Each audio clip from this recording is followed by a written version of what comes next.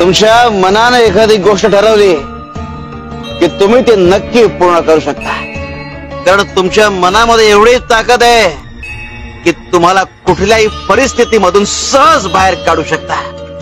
त्या घाबरायचं नाही, समोर जे येईल त्याला तोंड द्यायचं. अरे यालाच तर आयुष्य जगणं म्हणतात.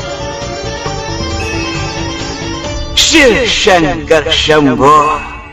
जीवन हे देवानं दिलेली एक अद्भुत देणगी आहे. जीवनात सुख आहे, दुःख आहे, आणि म्हणून त्याचं नाव जीवन आहे. तुम्ही जीवनाकडे ज्या दृष्टिकोनातून पाहता तसंच घडता. म्हणून नेहमी सकारात्मक विचार करा. जीवनात कोण दुःखी नसता, पण जो दुःख विसरून आनंदी राहतो तो खरं आयुष्य जगतो. अरे दोष कुठल्या कोणात नसतात. व्याधी कुणाला दुःखी करत नाही. निरंतर सुखी कोण असतं? प्रत्येकाच्या आयुष्यात काही ना काही कमतरता असतेच.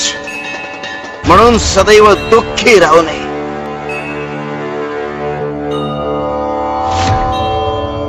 जीवन